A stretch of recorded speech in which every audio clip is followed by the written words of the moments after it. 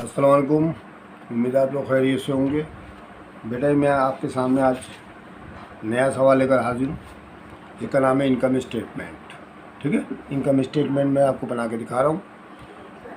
2021 का पेपर है, इसका आप तरीका अच्छी तरह समझ लें। इनकम स्टेटमेंट कैसे बनता है, लास्ट वीडियो के अंदर मैंने आपको क्लोजिंग प्रोसेस करा दिया था।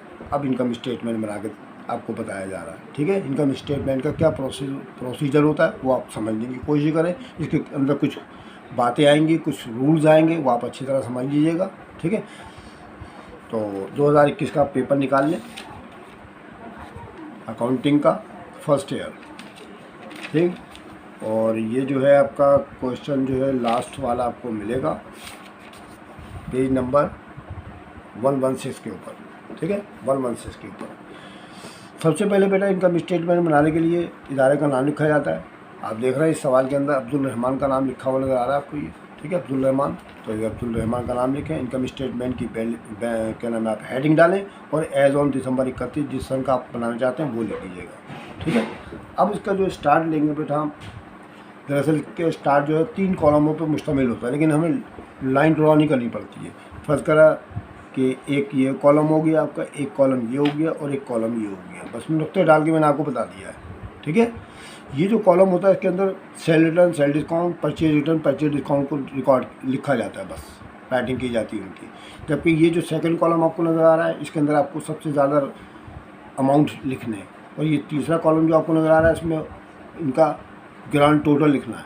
ठीक है, ग्रांड टोटल लिखना पड़ता है इस कॉलम के अंदर। तो चुनाचे 3 कॉलम ही सवाल होगा, लेकिन लाइनें नहीं खींचनी आपने, बस डायरेक्ट शुक्र देना है। ठीक है, तो आप जहन में रखेंगे पहले कॉलम में क्या लिखना है, दूसरे में क्या लिखना है, तीसरे में क्या लिखना है। ठीक है, अब ये इनकम स्टेटमेंट दरअसल ऐसा स्टेटमेंट होता है जिसकी वजह से हम बासानी मालूम कर सकते हैं कि हमें साल के आखिर में कितना प्रॉफिट या लॉस हो गया। कोई भी कारोबारी शख्स जो है इनकम स्टेटमेंट बनाने का मकसद यही होता है कि उसको पता चल जाए कि साल के आखिर में उसको प्रॉफिट हुआ या लॉस हुआ।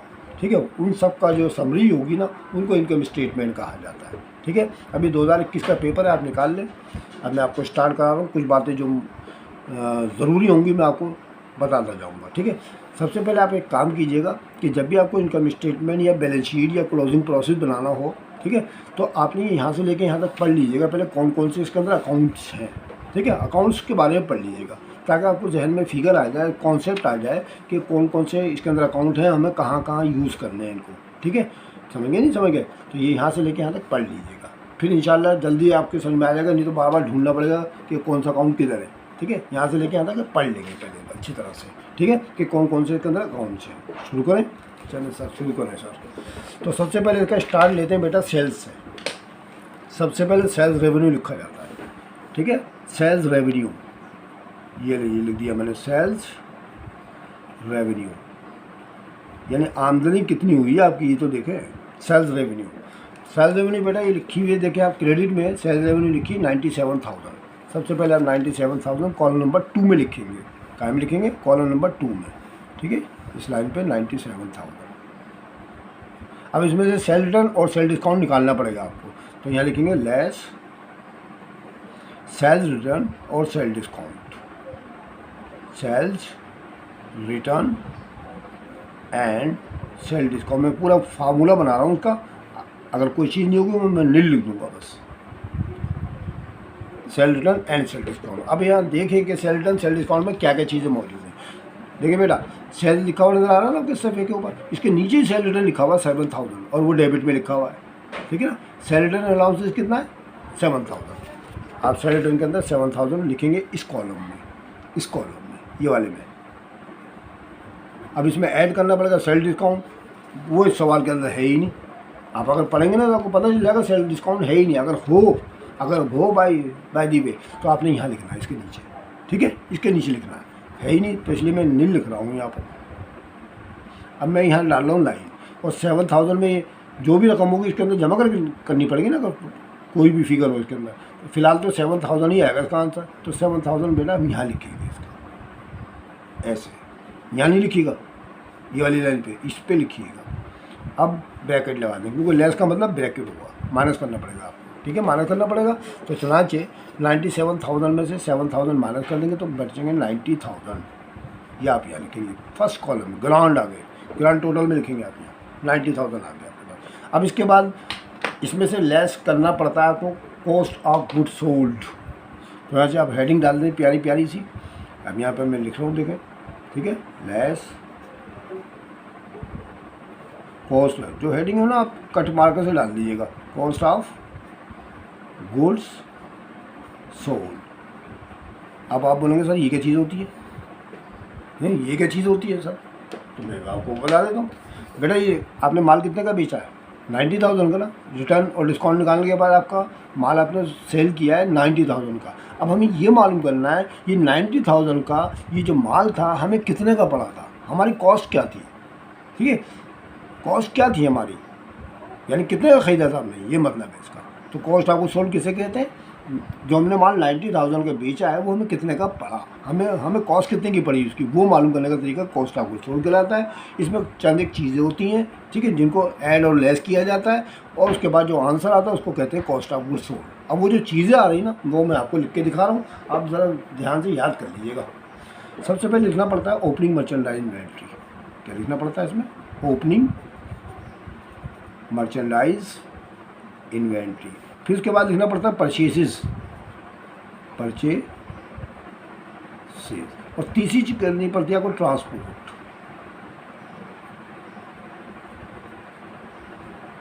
ठीक है, ट्रांसपोर्टेशन।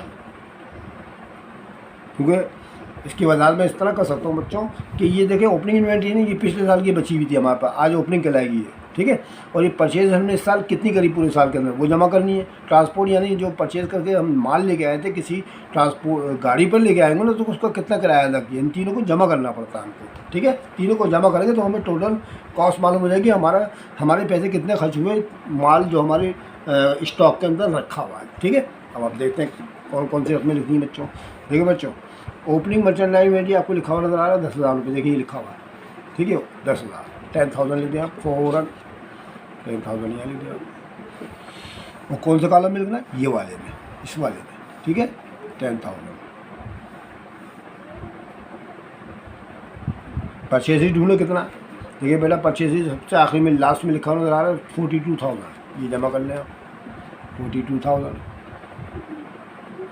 और तीसरी चीज़ ट्रांसपोर्टेशन है, ये आपको यहाँ लिखा हुआ नजर आ रहा है, ट्रांसपोर्टेशन इन यानी गाड़ी का किराया जो है 4,000 है, वो यहाँ लिख लें, तीनों को जमा कर लें आप, ठीक है।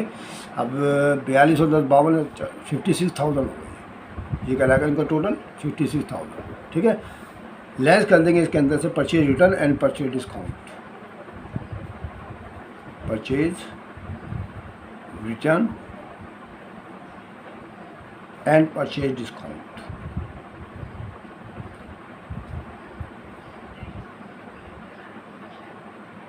दो चीज़ें, ठीक है। अब ढूंढें इसके अंदर परचेज रिटर्न क्रेडिट होता है, परचेज डिस्काउंट भी क्रेडिट होता है।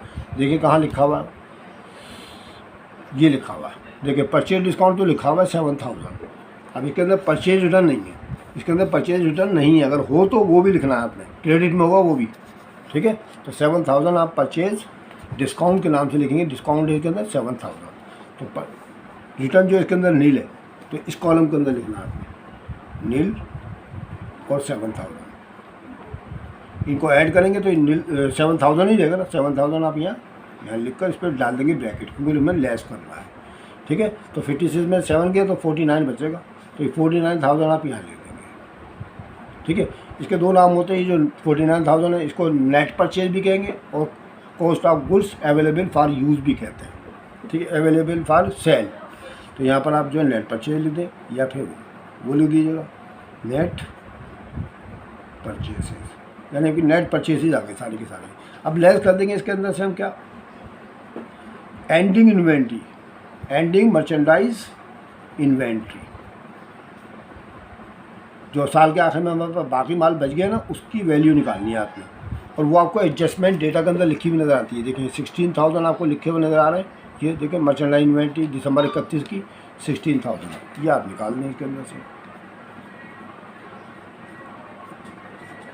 अभी निकालेंगे तो 9 में से 6 गया 3 बच गया आपका, और 4 में से 1 गया 3, 33,000 आ गया आपके पास, ठीक है। ये कहलाती है कॉस्ट ऑफ गुड्स सोल्ड, ठीक है, ये कहलाएगी आपकी cost of goods sold, cost of goods sold, ठीक है।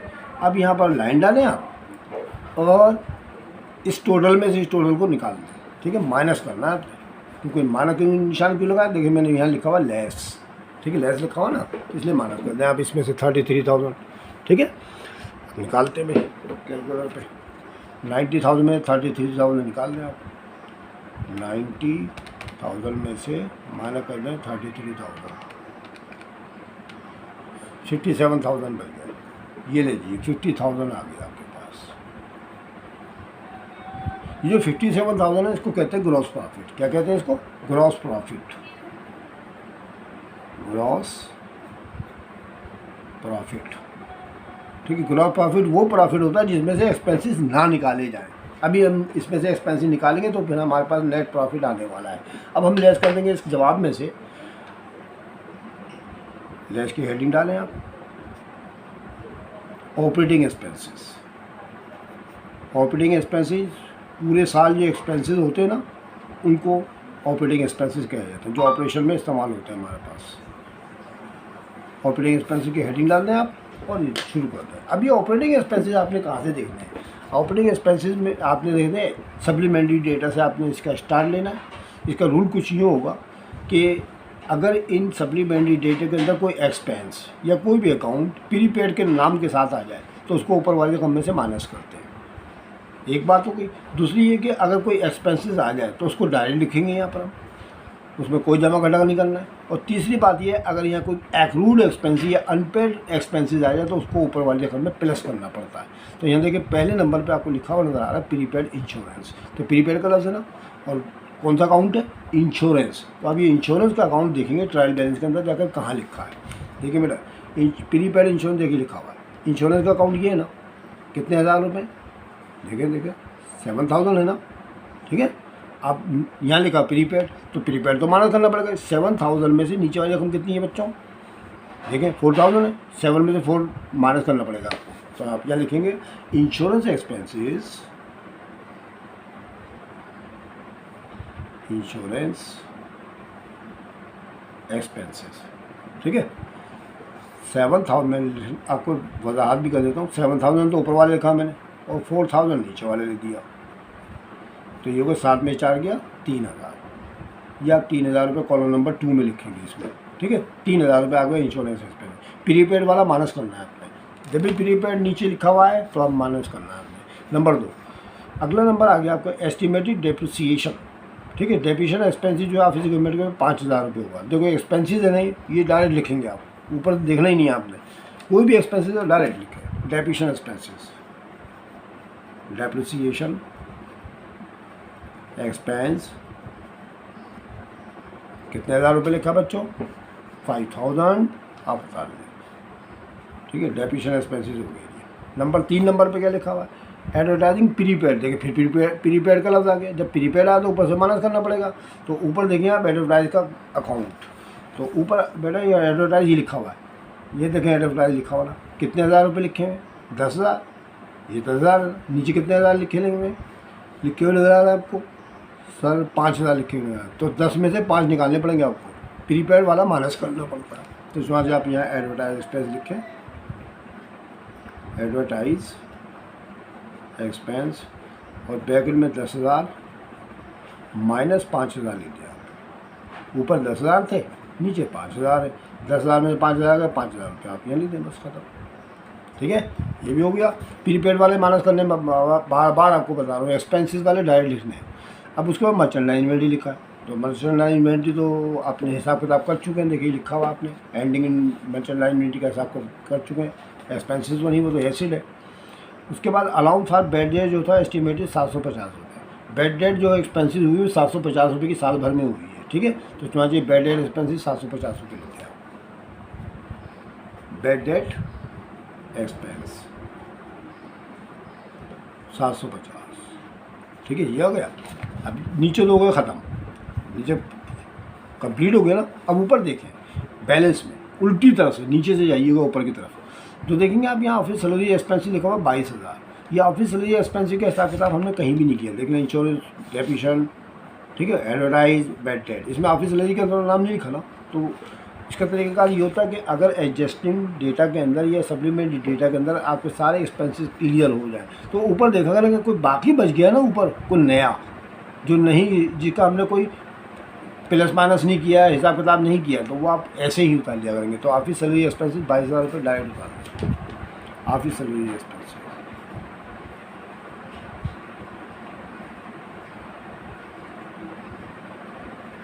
ऑफिस सैलरी एक्सपेंसेस आ गया आपका 22,000 रुपये डायरेक्ट उतार देंगे। ठीक है, ये 22,000 रुपये आपके याद है। ठीक है, और कोई एक्सपेंसेस जी सर? और कोई एक्सपेंसेस नहीं है, और तो कुछ नहीं है। अगर हो तो लिखना है बेटा। ठीक है, चलो हो गया ये। अब उसके बाद आपने इनको टोटल कर लें, इनको टोटल कर लें कि कितने एक्सपेंसिव हुए। 5 5 10 3 13 13,000 तो ये हुए आपके, जीरो को मिला के जमा 22,750 आ गए। 35,750 रुपये टोटल एक्सपेंसेस आ गए। आप यहाँ लाइन डालें और ये 35,750 रुपये आपने यहाँ जमा लाइन लिखनी है और ये ब्रैकेट डाल देना है। ठीक है, ब्रैकेट डालना है और इसके सामने लिखना है total expenses, total operating expenses, नहीं टोटल ऑपरेटिंग एक्सपेंसेस। अभी 57,000 में से 35,750 रुपये माइनस कर दें। ठीक है, 57,000 माइनस का निशान लगाएं और 35,750 35,750, तो ये हो गया आपके 21,250 रुपये आपका नेट प्रॉफिट आ गया। 21,250 रुपये आपका नेट प्रॉफिट आ गया। ठीक है बच्चों, ऐसे करते हैं इनकम स्टेटमेंट। हाँ, एक बात और बता दूँ आगे के लिए, अगर इसके अंदर कोई commission income, fees income, land income, कोई भी इनकम हो ना, वो इसमें ऐड करनी पड़ती है। इस सवाल में फ़िलहाल मौजूद नहीं है, इसलिए मैं इसमें ऐड नहीं कर रहा। ठीक है, ऐड करना पड़ता है। अदर इनकम, फीस इनकम या कमीशन इनकम हो तो उसमें ऐड करनी पड़ती है, याद रखिएगा। ठीक है, फिर आता हमारा टोटल नेट प्रॉफिट। अभी तो फिलहाल हमारा 21,250 रुपये जवाब आ गया। ठीक है, समझ में आ गया बच्चों? ठीक है, पक्का सही है, ये सब समझ में आ गया हमारी। एक चीज़ देखें, मैंने आपको लास्ट वीडियो में क्लोजिंग प्रोसेस कराया था, क्लोजिंग एंट्रीज कर रहे थे ना, मैंने सवाल आपके सामने होंगे, आपने देख ली होगी वीडियो। ठीक है, क्लोजिंग प्रोसेस कराया था ना, ये क्लोजिंग प्रोसेस। तो इसका देखें आंसर कितना आया था, 21,250। ठीक है, तो बेटा इसका भी 21,250 ही आना चाहिए, ये आपके सामने लिखा हुआ है। ठीक है, देखें 21,250।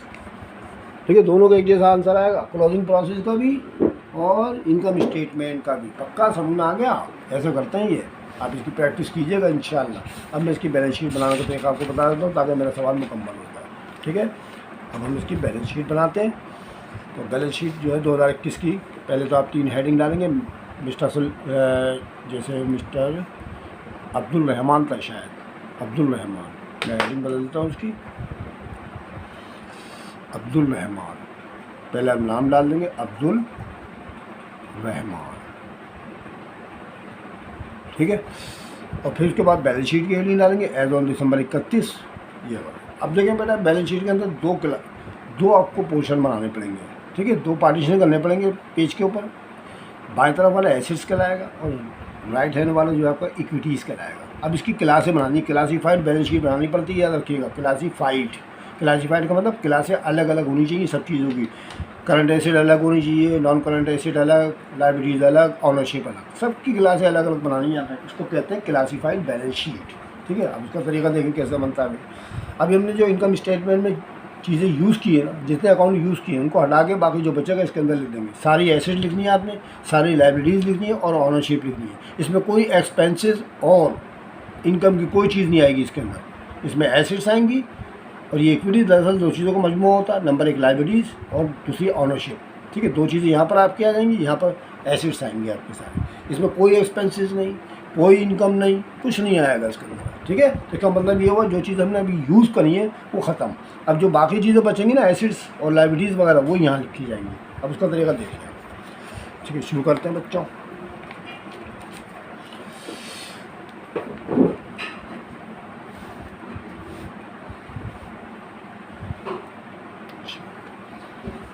चलो स्टार्ट करते हैं। अब मैं आपको चंद एक चीज़ें लिखवा रहा हूँ, याद कर लीजिएगा, ठीक है। एसिड के अंदर सबसे पहले हेडिंग डालेंगे करंट एसिड की, क्या की करंट एसिड की लेवल में डाल दीजिएगा। आप प्यारा प्यारा काम कीजिएगा, जो अच्छे बच्चे होते हैं ना वो बहुत प्यारा काम करते हैं। करंट एसिड्स, ये ले भी करंट एसिड की मैंने हेडिंग डाल दी, और यहाँ लायबिलिटीज भी डाल देते हैं, अभी सही बाद में इस्तेमाल होगी। तो लायबिलिटीज, ये लायबिलिटीज की हेडिंग डाल दी यहाँ पर, ठीक है। करंट एसिड, अब करंट एसिड में कौन कौन होता है, मैं आपको सब चीज़ों के नाम आपको फार्मूले के तहत लिख देता हूँ। जो चीज़ें होंगी वो लिख लूँगा, और जो चीज़ें नहीं नील डाल दूँगा। लेकिन आप इम्तहान में जो है जो चीज़ें नील हो ना, जो हो ही ना, वो मत लिखिएगा। फार्मूला बना रहा हूँ मैं आपका। नंबर 1 कैश, ठीक है, कैश। नंबर 2 बैंक होता है। नंबर 3 अकाउंटेबल होता है। ये सब करंट एसिड के नाम लिख रहा हूँ मैं आपको, आप याद कर लीजिएगा। आपको MCQ में भी बताया था मैंने, अकाउंटेबल। चौथी चीज़ मर्चेंडाइज होती है, कौन सी वाली, एंडिंग वाली। मर्चेंडाइज इन्वेंट्री कौन सी, एंडिंग वाली, याद रखिए। ओपनिंग नहीं लिखते हैं इसके अंदर, ठीक है। ये 4 चीज़ हो गई। अब 4 चीज़ के बाद, जैसे मिसाल के बाद आपके सवाल में नॉट रिसीवेबल लिखा हुआ है, नॉट रिसीवेबल, रिसीवेबल की तमाम चीज़ें लिखनी है आपने इसमें। बिल रिसीवेबल लिखा है। एक और चीज़ देख लें, कमीशन रिसीवेबल, जैसे कमीशन के अलावा रेंट रिसीवेबल भी आ सकता है, कोई भी, यानी कोई भी आमदनी की चीज़ हो, रिसीवेबल की तमाम चीज़ें करंट होती हैं एसिड में आएंगी, ठीक है। कमीशन रिसीवेबल हो गया आपका, ठीक है। अच्छा, और जितने प्रीपेड एक्सपेंसेस हैं, जितने प्रीपेड एक्सपेंसेस हैं सब इसके अंदर लिखे जाएंगे। अभी फ़िलहाल मैं इनके अमाउंट लिख दूँ, फिर आपको मैं नीचे लिख के दिखाऊँगा, ठीक है। चलो भाई देखते हैं क्या क्या चीज़ है इसमें। सबसे पहले तो आप सवाल के अंदर देखेंगे कैश, ठीक है। कैश लिखा हुआ है 10,000, क्या लिखा है, कैश लिखा हुआ है 10,000, तो आप फॉलो लिखें 10,000, कैश 10,000, ठीक है। नंबर 2 पे देखिए बैंक वगैरह है, अकाउंटेबल है, मर्चेंडाइज, बैंक नहीं है बच्चों, नील कर दें, बैंक नील कर देते हैं, ठीक है। अकाउंटेबल देखें कितना बच्चों, ये भी करंट एसिड है हमारे पास। अकाउंटेबल है 15,000, ठीक है, 15,000 ये लिखें। उसके बाद आया मर्चेंडाइज एंडिंग इन्वेंट्री कर, यहाँ नहीं होती ये बेटा, ओपनिंग है, ये मत लिख दिएगा कहीं, ओपनिंग वाली नहीं लिखनी है, ये नीचे वाली लिखेंगे। 16,000 रुपये जो आपने लिखे थे अभी, ये देखिए ये लिखे हैं, ये मर्चेंडाइज एंडिंग इन्वेंट्री ने ये लिखनी है आपको 16,000। एंडिंग इन्वेंट्री लिखते हैं हमेशा, याद रखिएगा करंट एसिड के अंदर। नॉट रिसीवेबल नील है इसके अंदर, नहीं है, ठीक है। कमीशन रिसीवेबल इसके अंदर नील है, ठीक है। अब आगे समझ, अब ये जब आप लिख लेंगे ना, ख़ास तौर पर मैं आपको पॉइंट की बात बताऊं, कैश, अकाउंटेबल और मर्चेंडाइज इन्वेंट्री, ये 3 चीज़ें तो हर सवाल में आपको लाजमी मिलेंगी, हर सवाल में आपको लाजमी मिलेगी। बैंक कभी होता है कभी नहीं होता है, नॉन रिसीवेबल कभी होता है कभी नहीं, कमीशन रिसीवेबल कभी एब्सेंट है कभी प्रेजेंट है, ठीक है। 3 चीज़ें आप पक्की कर लें, कैश, अकाउंटेबल और मर्चेंडाइज एंडिंग इन्वेंट्री, ये 3 चीज़ें पक्की हैं, करंट एसिड में आएंगी, आपके सवालों में आएंगी फर्स्ट ईयर में। BCom में तो सब चीज़ें आती हैं भैया, ठीक है। अब आगे सुनना, ये तमाम चीज़ें लिखने के बाद आपने करना क्या है, एडजस्टमेंट डेटा में चले जाए। ये देखें लिखा हुआ है, जितनी चीज़ें यहाँ पर प्रीपेड है ना, जो बच गई हैं बाकी, उनको लिखना है आपने। देखें प्रीपेड इंश्योरेंस कितने हज़ार है, 4,000, डायरेक्ट लिखें प्रीपेड इंश्योरेंस। प्रीपेड वाली तमाम चीज़ें करंट एसिड होती हैं, प्रीपेड एक्सपेंसेस कहलाती हैं, ठीक है। 4,000 रुपये लिख दिया, ठीक है। अब आगे चले, एडवर्टाइज भी प्रीपेड है ना, 5,000 लिखे, प्रीपेड एडवर्टाइज। जो बाकी भाई के एडवर्टाइज के पैसे वो इसमें आएंगे हमारे पास, कितने भाई, यहाँ कितने, 5,000 देना, प्रीपेड डायरेक्ट लिखेंगे, प्रीपेड तमाम चीज़ें, कोई माइनस फाइनेंस का नाम नहीं किसके अंदर, तो ये 5,000 रुपये लिखें, 5,000 लिखें, ठीक है। और कोई चीज़ देख लें, प्रीपेड, ऑन हैंड, अनयूज का कोई लफ्ज़ नजर आया तो वो सब चीज़ें इसमें करंट एसिड में आएंगी। अच्छा, एक बात हो गई। अब दूसरा रूल इसका बैलेंस शीट का, पहला रूल क्या बता दिया हमने कि जितनी प्रीपेड चीज़ें एडजस्टमेंट में होंगी सब डायरेक्ट लिखनी है।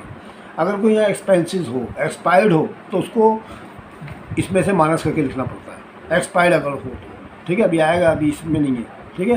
एक्सपायर्ड अगर कोई हो तो उसको माइनस करना पड़ता है, समझ में आ गई। और प्रीपेड जो है डायरेक्ट लिखनी पड़ती है। 2 रूल आप अच्छी तरह समझ लें। और वो जो एक्रूड का रूल बताया ना मैंने इनकम स्टेटमेंट में, वो एक्रूड वाली बेटा यहाँ लिखते हैं लायबिलिटीज़ के अंदर जाकर बाद में, उसमें कोई जमा इकट्ठा नहीं करते, ठीक है। रूल समझ गए आप। प्रीपेड वाले जितने एक्सपेंसेस होंगे सब यहाँ पर लिखे जाएंगे करंट एसेट के अंदर। एक्सपायर अगर कोई चीज़ हो तो बैलेंस में से माइनस करके लिखना है, बैलेंस में से माइनस करके लिखना है। 2 रूल इसके ऊपर है। तीसरा एक्रूल वाला यहाँ पर यहाँ लिखना है आपने डायरेक्ट, ठीक है। तो चला ये 2 चीज़ हो गई हमारी। अब उसके बाद प्रीपेड तो तमाम चीज़ें ख़त्म हो गई हमारी। अब उसके बाद ऑनरशिप की हेडिंग डाल दें, सॉरी नॉन करंट एसेट की, क्या है कि नॉन करंट एसेट की ले भाई, नॉन करंट, ये क्लासें बन रही हैं सबकी अलग अलग। Non current asset, non current asset वो ऐसे होती हैं जिनके मैंने आपको नाम भी बता दिए थे, फर्नीचर है, इक्विपमेंट है, मैं सबके नाम लिख रहा हूँ आपको, फिक्र नहीं करें बच्चों। ले जी फर्नीचर, ढूंढ ढूंढ के लिखिएगा पर फर्नीचर, मशीनरी, ये पहला सवाल है ना इसलिए मैं आपको सब चीज़ें करा रहा हूँ।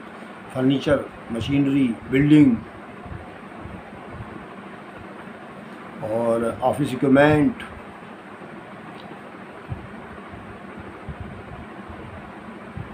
ठीक है, कंप्यूटर और तमाम चीज़ें, furniture, machinery, building, office equipment, land, ये 5 चीज़ों के मैंने नाम लिख दिए। अब इस सवाल के अंदर जो है वो मैं लिख दूंगा, बाकी नहीं लिख दूंगा। लेकिन जब आप सवाल करने बैठेंगे तो ये बाकी चीज़ें नहीं लिखिएगा, जो हों वो लिखनी है आपने, सब नहीं उठानी है आपको, नील वगैरह नहीं लिखने कहीं भी, ठीक है, समझ गए। तो चुनाचे मेरे फार्मूले के मुताबिक आपको सब चीज़ों के नाम लिख दिए। अब इसके अंदर देखिए मेरा ऑफिस इक्विपमेंट लिखा हुआ नजर आएगा आपको, ठीक है, क्योंकि इस पर अलार्म साउंड एडिशन लगा ना आपका।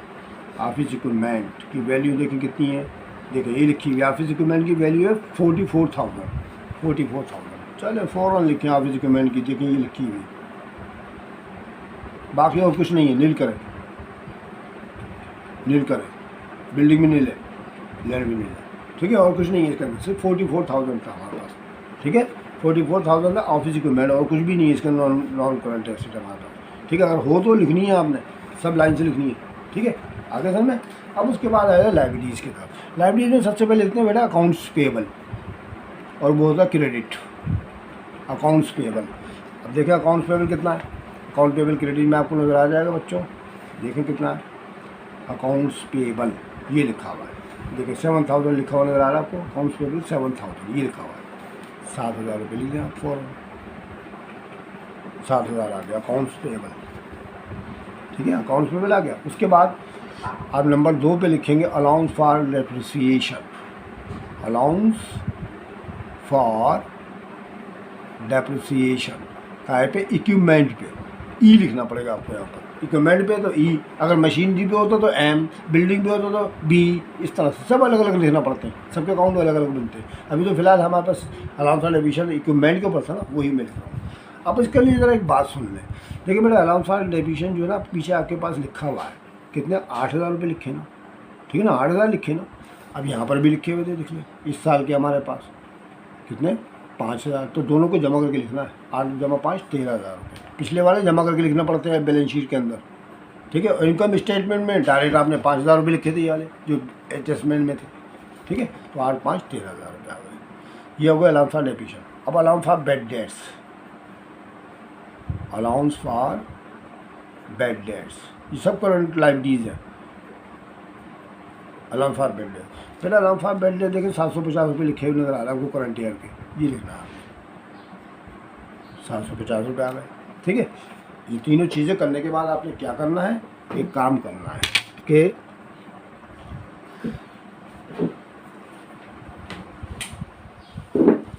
इसमें देखेंगे आपके एडजस्टमेंट डेटा के अंदर, सप्लीमेंट्री डेटा के अंदर आपको कोई अनपेड या एक्रूड एक्सपेंसेस तो नज़र नहीं आ रहा। एक्रूड का मतलब उधार चढ़ा हुआ, एक्रूड, अनपेड, पेएबल, ठीक है, ये मैंने आपको अल्फाज बताया ना, इनमें कोई लफ्ज़ नज़र आए तो वो यहाँ पर डायरेक्ट लिखना पड़ता है।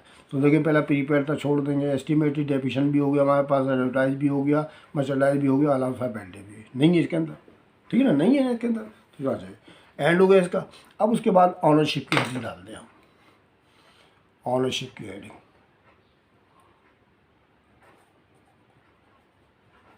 ऑनरशिप, ऑनरशिप की हेडिंग, एक चीज़ और बता दूँ, लाइबिलिटीज़ में बेटा अकाउंट पेबल है, allowance for bad debts, allowance for depreciation, ये तो लिख दिया ना हमने। इसके अंदर बैंक ओवर ड्राफ्ट भी होता है, याद रखिए, मैं लिख देता हूँ, मैं नील कर देता हूँ इसमें, ताकि आपको मालूमात में इजाफा हो जाए। ओवर ड्राफ्ट, ठीक है। और कोई जितने एक्रूड एक्सपेंसेस होते हैं ना, एक्रूड एक्सपेंसेस वो सब इसके अंदर आते हैं, इसमें कोई भी नहीं है, तो इसलिए मैंने इसके नील कर दिया, ठीक है। एक्रूड एक्सपेंसेस का मतलब पेबल। ऑनरशिप में सबसे पहले कैपिटल लिखते हैं, कैपिटल देखिए बच्चों कितना, कैपिटल क्रेडिट में आपको लिखा हुआ नज़र आएगा, ठीक है। ये लिखा हुआ नज़र आ रहा है 60,000, ठीक है, 60,000 आपको लिखा हुआ नज़र आ रहा है, ये लिख दीजिए आप 60,000। बेटा यहाँ नहीं लिखिएगा, इस वाले कॉलम में यहाँ लिखना है हमने, 60,000 आप यहाँ लिख देंगे। इसमें ऐड कर लेंगे नेट प्रॉफिट, इसमें क्या करेंगे, नेट प्रॉफिट जमा कर लेंगे, नेट प्रॉफिट अभी देखें पीछे में कितना हुआ था, 21,250 रुपये ये वाला हुआ था, ये जमा करना है, 21,250 ये जमा कर लें। 60 और 20 80, 81,250 रुपये आ गए। इसमें से लेस कर देंगे ड्राइंग, क्या निकाल देंगे, लेस कर देंगे ड्राइंग भी देखें डेबिट में लिखी हुई नज़र आ रही है हमको, कुछ ड्राइंग देखें 8,000 रुपये लिखे हुए नज़र आ रहे हैं, वही माइनस कर देंगे, 8,000 रुपये माइनस कर देंगे, ठीक है। चले भाई, 81,250 माइनस 8,000, 73,250, ये नहीं लाइन नहीं डालें यहाँ पर बेटा, यहाँ लाइन नहीं डालनी है आपने, लाइन डालते हैं हमेशा आमने सामने, यहाँ पर लाइन, ये मुझसे गलती हो गई, ये नहीं डालिएगा, ठीक है। यहाँ लाइन डालते हैं आमने सामने, जैसे फर्स्ट कर यहाँ ख़त्म हो रहा तो यहाँ सामने आमने लाइन डालेंगे, अगर नीचे हो रहा तो लाइन को थोड़ा लंबा कर लेंगे, दोनों साइड पर लाइन आमने सामने डालते हैं बिल्कुल, ठीक है। दोनों आमने सामने हमने लाइन डाल दिया, अब इसको ऐड कर लें, बस ख़त्म, ठीक है। अब इसको ऐड करने का तरीका ये है बच्चों के, आप ये 73,250 तो आपके पास आ चुका है ना, प्लस का निशान दबाएँ, 750 लिखे, प्लस का निशान दबाएँ, 13,000 और 7,000 20,000 हो गए, ठीक है, 20,000 ये लिखे, तो ये हो गए 94,000, ठीक है, 94,000 आ गया आपके पास। ये लाइन नहीं है बच्चों, मैंने बता दिया आपको, ठीक है, टोटल आपको ये आ गया आपके पास। उसके बाद इसको जमा कर लें आप, 10,000 ये, 15 ये, 25 और 16, 25,000 जमा 16,000, 25,000 जमा 16,000, 25,000 जमा 16,000 जमा 4 और 5 9,000 जमा 9,000 जमा 44,000, ठीक है, 94,000। आपका जवाब हमेशा बराबर आना चाहिए। देखिए ये कहलाएगा टोटल एसेट्स और ये कहलाएगा टोटल इक्विटीज़। आगे सुन में ऐसे बनाना पड़ती बैलेंस शीट आपकी। तो बेटा मैंने आपको दोनों सवाल करा दिए इसके, income statement and balance sheet. आप एक ही प्रैक्टिस कीजिएगा, इंशाल्लाह समझ में आएगी। जो मैंने आपको बातें बताई ना रूल्स के मुताबिक, वो आप उनको याद कीजिएगा, इंशाल्लाह आपके समझ में सारा आ जाएगा इंशाल्लाह। फिक्र नहीं करें बच्चों, ठीक है। अगर कोई मसला परेशानी हो तो आप मुझे कमेंट्स कीजिएगा, मैं आपको फिर करा दूँगा। एक आध सवाल तो इंशाल्लाह फिर कराता हूँ आपको, आप फिक्र नहीं करें, हो जाएगा इंशाल्लाह। तो आपने एक बात नोट की होगी कि बेटा देखें 21,250 रुपये आया ना, तो मैंने आपको पीछे जो सवाल कराया था क्लोजिंग प्रोसेस का, उसमें भी 21,250। तो क्लोजिंग प्रोसेस का सवाल या इनकम स्टेटमेंट का सवाल, दोनों में जवाब बराबर आता है, ठीक है। इस बात को नोटिफाई करके इम्तहान में आप करने बैठेंगे ना, तो दोनों का जवाब एक जैसा आना चाहिए, ठीक है। मुझे उम्मीद है कि आपके समझ में आ गया होगा सब कुछ। अगर आपको मेरी वीडियो अच्छी लगी तो उसको शेयर करें अपने दोस्तों साथियों को, और उसको लाइक करना मत भूलें। अगर किसी बच्चे ने सब्सक्राइब नहीं किया तो सब्सक्राइब कर लें, ठीक है। इंशाल्लाह अगली वीडियो में फिर आपसे मुलाकात होगी, तब तक के लिए खुदा हाफिज़।